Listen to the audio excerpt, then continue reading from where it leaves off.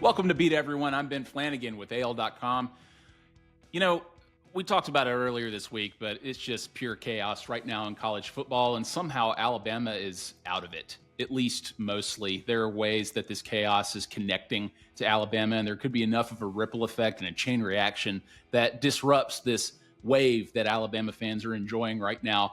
And there's really only one person I can think of who can help us figure it out, or at least make us feel a little bit better about it. You read his column on AL.com. You watch him on YouTube at Scarbo Knows. The one and only Kevin Scarbinsky. Kevin, welcome back. Thanks, Ben. Good to be with you.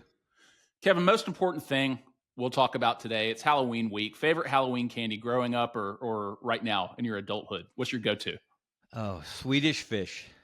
Swedish fish? Yes, I know. It's a little off the chart, but I am a fiend for Swedish fish. I would have some on my desk right here, but I finished that bag last night, so I'll have to get another one. You know, I've never had a Swedish fish ever. Is it like licorice? Is it like a Twizzler? Is it like a gummy? How would you describe it? It's not quite. It is. It has a licorice consistency. It has a gummy consistency, but it's a little bit different. It has a taste all its own.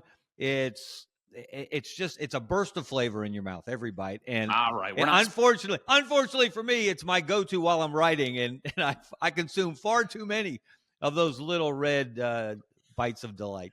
All right, we're not sponsored by Swedish fish, so we can. I'm going to try one this weekend in your honor, Kevin. Good to know. Appreciate you sharing that. So, I mean, I mentioned the coaching chaos, Kevin. I mean, generally, what stands out to you? Like, what's the most interesting vacancy, candidate, story, or otherwise, as this is all unfolding right now? What do you have your eye on? Well, LSU, obviously, that thing unraveled so quickly, and I can't help but wonder, Ben. You know, watching it on television, that scene in Tiger Stadium, a mostly empty Tiger Stadium, which Alabama fans have experienced before. They've taken over the place many, many times through the years. I've witnessed it in person many, many times through the years. Texas A&M was in that role this time. Their band is playing. The players are dancing. They're celebrating. They're doing those strange hand gestures that Texas A&M folks do. And it's almost as if they had just conquered Baton Rouge in a military maneuver. And the embarrassment of that for the decision makers at that university, which obviously go up to and include the governor of Louisiana, from what we learned from reporting over the weekend, they just couldn't stomach any more of it.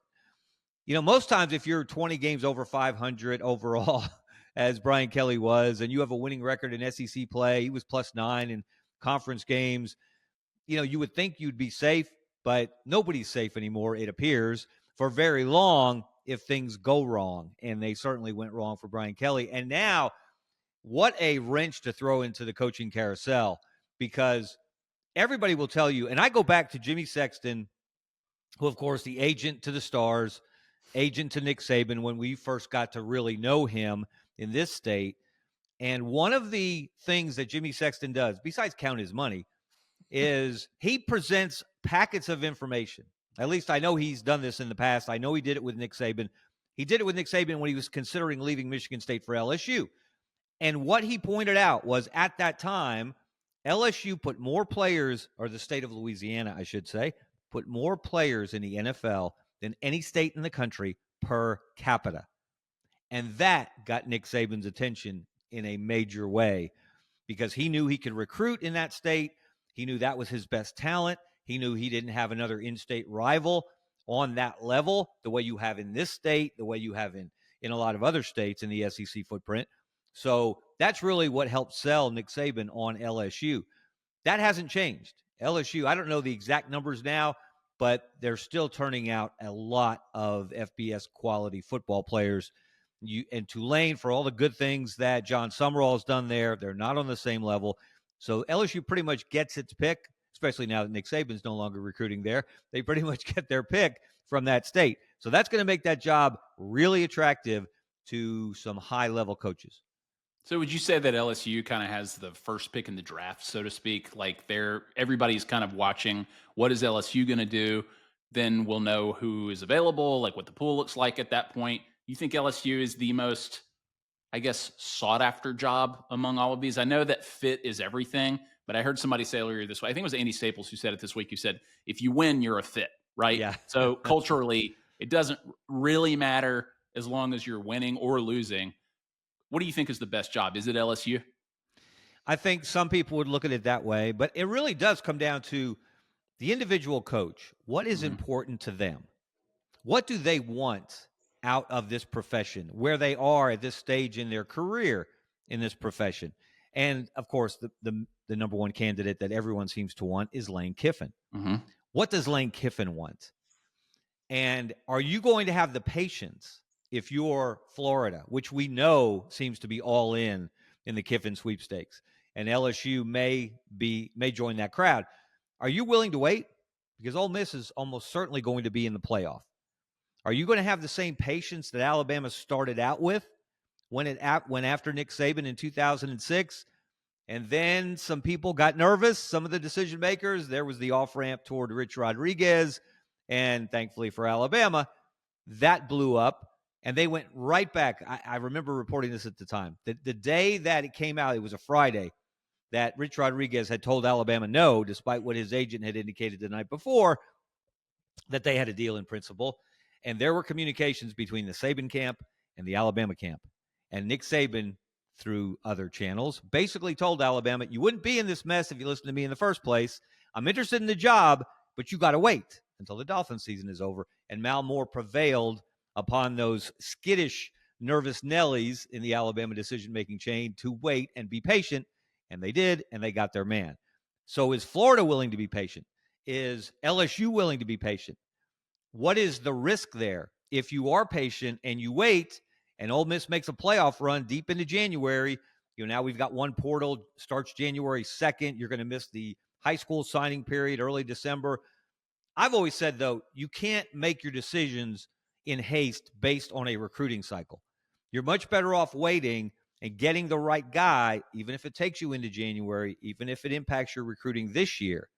You'll be far better off down the road in Alabama. Obviously, Exhibit A with Nick Saban.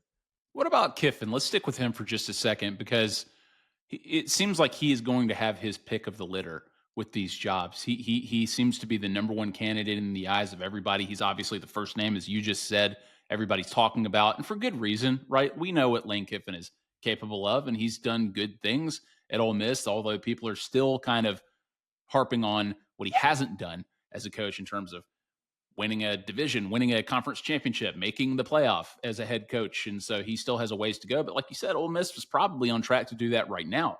So his stock seems to be higher than ever. But between LSU and Florida, and who Nick Saban even said, apparently he told he told On3 Sports that the best option may be in Oxford. It may be at Ole Miss right now. What do you think? Like, has the landscape changed so much, according to Saban, that maybe Oxford is the right spot for him? Or do you think that either LSU or Florida fits him even better? If you're Lane Kiffin, what job do you take? Well, that's a dangerous game, trying to climb into Lane Kiffin's mind and crawl around and figure out what is important to him, because we've seen all of this reporting that that E60 that ESPN did about the Auburn flirtation, where we know from our reporting he gave Auburn every indication he was going to take that job in 2022. And then his daughter tugged on his heartstrings, she and her friends, and he chose family over what many people thought was a better chance to win consistently. Is he still in that mode? He seems to be. He's tweeting out pictures of himself on game day doing hot yoga, and he's lost weight. They say he's stopped drinking. A lot of the things that impacted him, for example, when he was the offensive coordinator at Alabama, and why he was unceremoniously dismissed a week before the national championship game after the 2016 season, because he couldn't handle being the Alabama OC and the upcoming coach at Florida Atlantic. He couldn't handle both jobs at the same time. He seems to be in a much better place. What's important to him? Can you win at Ole Miss? And this is the way you can at Florida and LSU. That's where maybe we have to adjust our mindset, especially if you've been around as long as I have, and you think of Ole Miss and you think, well, Ole Miss hasn't been relevant since Johnny Vaught in the early 60s. His name's on the stadium. Whereas we've seen in relatively recent history, we've seen Florida win a number of national championships. We've seen LSU under different coaches who couldn't carry Nick Saban's clipboard in Les Miles and Ed Orgeron win national championships in Baton Rouge. So what does Lane Kiffin want to do? What does he want his legacy to be? That's really what this comes down to. What's most important to him? And I don't know, and I think this is true for a lot of coaches, and I've said this about Saban through the years when he's been a popular candidate at other places. Sometimes those guys don't really know for sure what they want until they're faced with the decision. And right now, he's not yet faced with that decision. Yeah, it's interesting. I see him fitting in a lot of different places. I mean, he's kind of got the quirky personality for LSU. He understands the SEC, the hotbed of talent that he would have in Baton Rouge and in Louisiana. It makes him extremely dangerous as the head coach there. Florida, obviously, he's a Spurrier guy in terms of looking up to him. Wears the visor, right? He's an offensive genius. So either one, and he could stay on Oxford for all I know.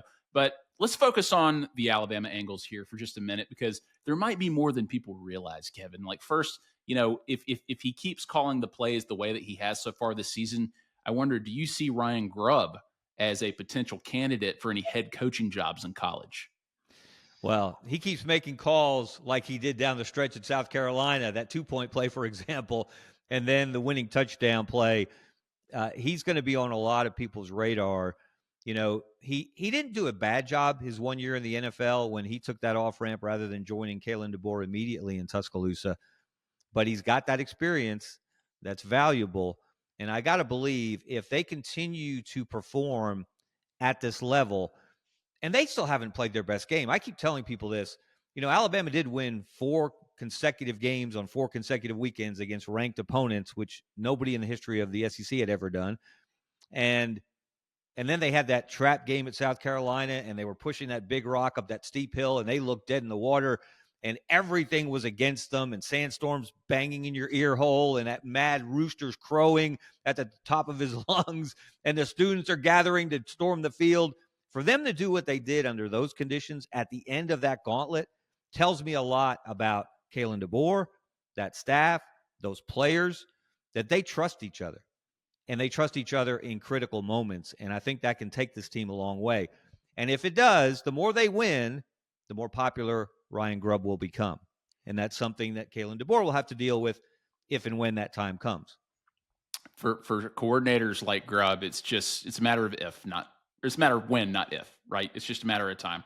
And let me add this, Ben, and I'm glad you brought that up, because so many people, a lot of fans, a lot of journalists, they look at this through tunnel vision, and everybody can't hire a sitting head coach.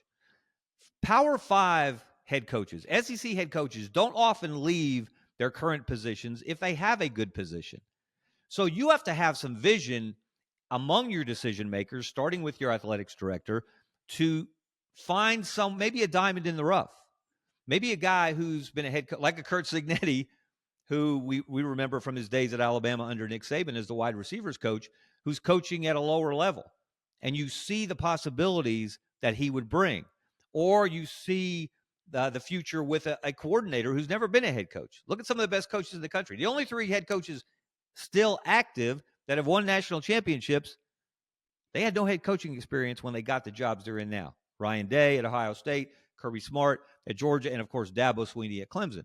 So sometimes you got to go outside the box, because there aren't a lot of guys available and interested in moving from their current jobs if they've got a really good job. Kevin, you mentioned the 4-game winning streak against ranked opponents, how that's never been done in the SEC. And, Matt and I talked about this a little bit on the last episode, but as long as you've covered college football and as long as we've watched it, like, it's still wild how quickly the pendulum can swing with coaching, isn't it? Because, Kalen DeBoer, he's on the Bear Bryant Award watch list right now. People have said that he's done the best coaching job of the year in college football, responding to the Florida State loss the way that he and the rest of the team have. But we saw the drop-off last year, right, where Alabama was right where they wanted to be, where if they beat Oklahoma on the road, an unranked Oklahoma team, they're in the driver's seat to make the playoff in Kalen DeBoer's first season. Doesn't happen. So what if they lose a couple of their next few games, right? A few of them against unranked opponents, because 3 out of their next 4 opponents are unranked. Or what if they go into Jordan-Hare 9-2, right? A must-win against Auburn with Hugh Freeze coaching for his job potentially. Like, a season after people thought he blew it, missing the playoff after that Oklahoma loss. I'm only asking this because of the chatter after Florida State, right? What was that? Is Kalen DeBoer a good fit? Is he a square peg trying to fit into a round hole?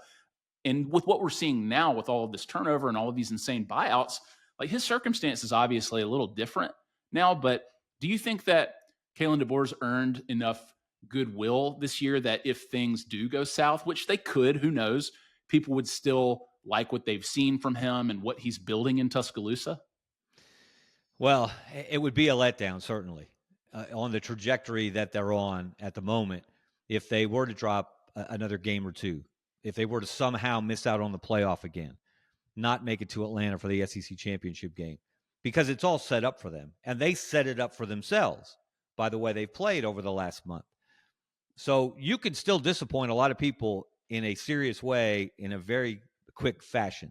We've seen that with fan bases and like Alabama's, and there's no fan base more spoiled because of the success they've enjoyed than Alabama's over the last 20 years. And if you want to go back long way before that, you can do that as well. So I saw I think it was a story on AL.com in which Kalen DeBoer was asked about if he felt comfortable now living in the South. And he said, you can't get comfortable. And I thought that was a great answer because that's the absolute truth. You cannot get comfortable because look at what Alabama's going to face. They got this week off, and man, did they need it after that stretch in October. But now you're going to get LSU, not with a lame duck Brian Kelly, in which nobody seemed to like each other and nobody seemed to like him. He's getting in his players' faces. He's getting in his coaches' faces. And there just seemed to be a tension and not a good creative tension on that roster. Well, now maybe they play loose and fast and free, and they play up to their talent instead of away from their talent. So you don't know how that's going to turn out with an interim coach. A lot of times it turns out that team's dangerous. So that's not a gimme just because of the talent that LSU has. And then Oklahoma the following week. What if, and we've seen this so much already this year, and there's going to be more of it.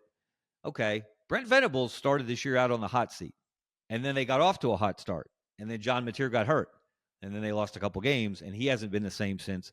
What if he loses to Tennessee this weekend? And then they go, then they have an open week before they go to Tuscaloosa. What if Brent Venables is coaching for his job? What if Kalen DeBoer and Alabama can dismiss him and cause a coaching change if they embarrass the Sooners in Bryant-Denny Stadium? There's so many things that can happen, and you painted the scenario. I almost expect it to happen.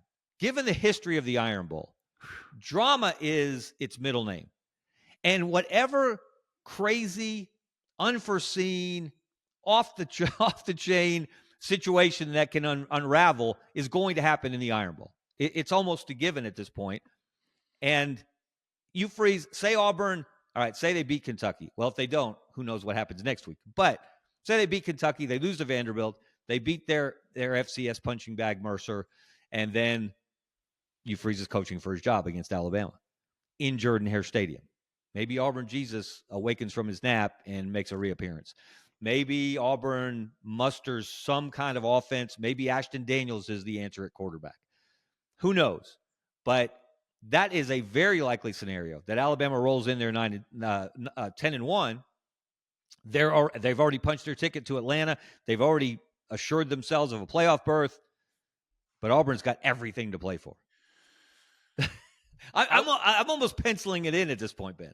I would say don't speak that into existence, but it exists. It already is in existence what happens in Jordan-Hare, right? Everybody knows it. Nick Saban said it recently. That place is haunted. He's a believer in it. But, Kevin, I think that Alabama has to be 10-1 going into Auburn. I think that has to be the game that they can afford to lose, right? Because, again, if they're 9-2 going there and they face all of these different scenarios that you're talking about, and it can all just go completely downhill, would you rather be 10-2 losing to Auburn or 9-3 losing to Auburn, even if you're going to Atlanta, right? Potentially facing a fourth loss. So it's going to be tough. It's tricky. I mean, these are treacherous waters that you're in when you're even on the cusp of making the playoff. It's obviously where you want to be, but you're walking a fine line. So but let me stick with that though.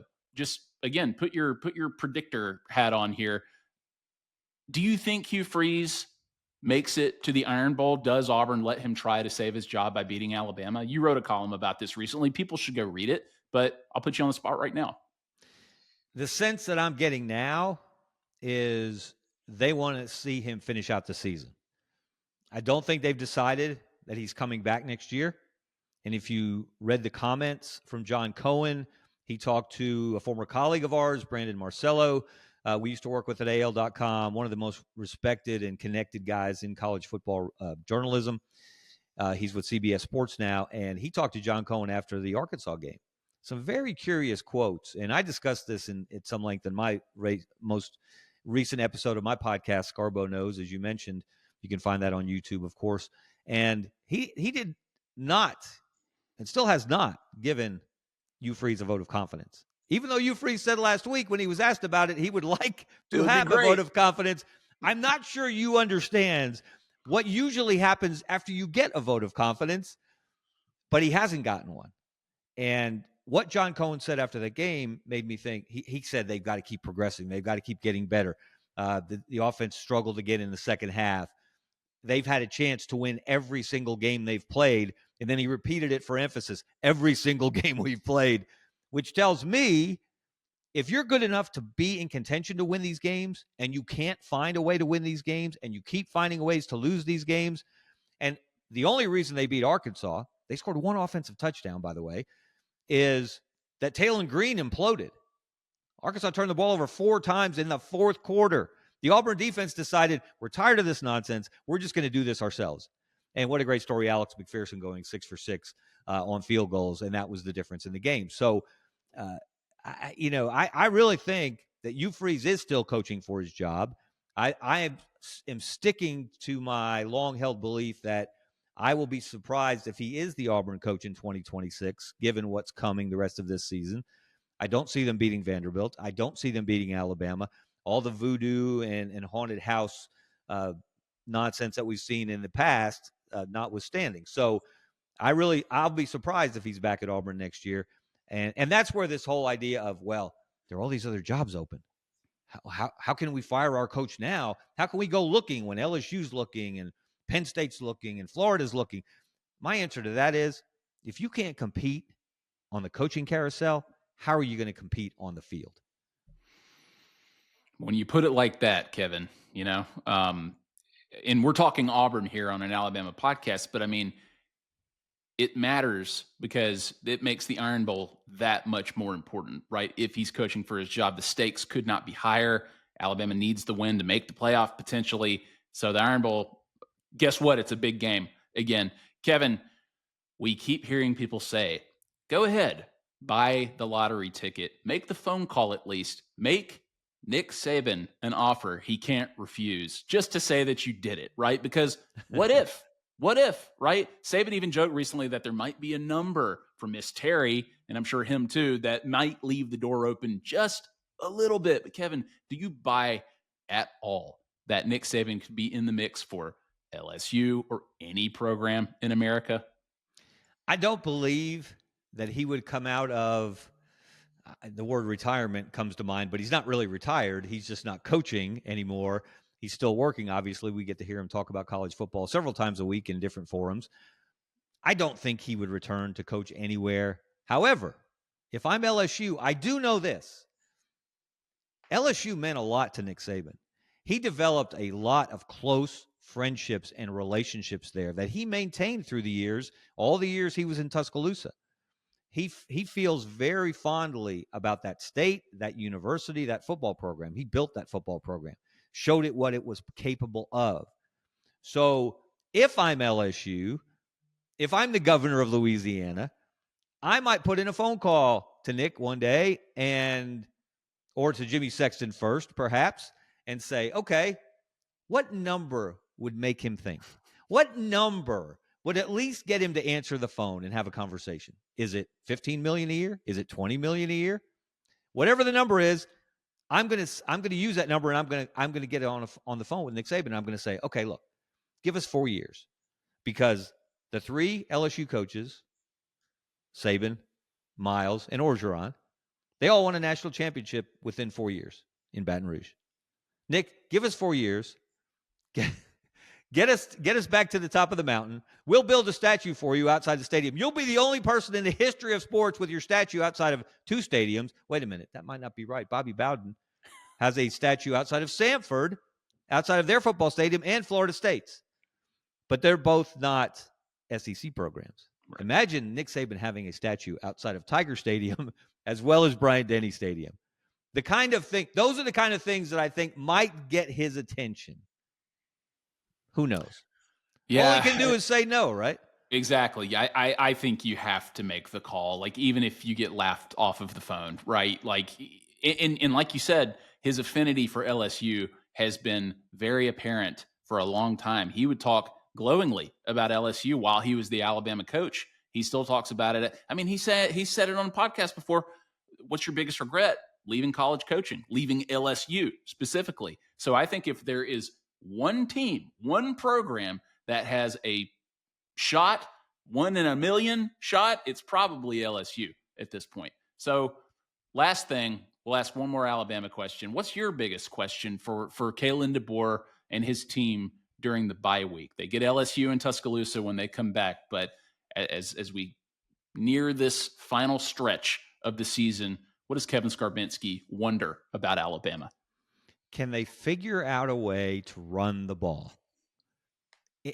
Not 200 yards a game, not have a 150-yard individual rusher, but just with some consistency and some physicality, and know that if it's 3rd and 2, you don't have to throw the ball, that you can power through with Daniel Hill maybe. Daniel Hill did some nice things in that South Carolina game, some of them by catching the ball out of the backfield. But that's the one area that gives me pause about this team. We know how good Ty Simpson is. We know how good the offense can be. It's a controlled passing game. That's how they control the clock and control games, is through their passing game, not the running game. And they don't pass the ball to set up the run. They pass the ball to set up the pass because they're just not running it very well. And that's if Alabama doesn't get to Atlanta, if it gets to Atlanta and doesn't win there, if it gets to the playoff and doesn't advance there or as deeply as they would expect to advance, I suspect that's going to be the reason, because they're going to run into a team where they just can't run the ball at all. And that team's able to bring enough pressure on Ty Simpson and hold down the offense enough that's the difference. And Alabama gets beat and its season ends short of what it may be capable of. Great point. Great. I lied to you, though. I have one more real quick one. Does Ty Simpson go to New York? Yes, I believe he does. I believe he's done enough at this point. He has to continue that, though, because ballots aren't in until after the championship. The conference championship games aren't due in until after that. So he's going to be scrutinized, but he's on the short list right now as well. He should be. And I don't see him dropping off because, again, what he showed at South Carolina, what was he, 1 for 9 on deep balls? And he was just missing. And that game would have been totally different if he hits 1 or 2 of those. But he didn't go into a shell. He didn't clam up. He didn't get gun shy. He kept making plays. He kept trying to make plays, and then he finally did on that long touchdown drive that really changed the game in the fourth quarter. So he has shown me so much from a physical standpoint, from a mental and emotional standpoint, that I expect him to continue on this path, and I expect to see him in New York for that Heisman Trophy ceremony. Outstanding stuff as always. You got to read them on AL.com. You got to watch Scarbo Knows on YouTube. Kevin Scarbinsky, you're the man. I hope you enjoy some Swedish fish soon. Thank you so much for doing this. I'm going in search of some right now. Thanks, Ben.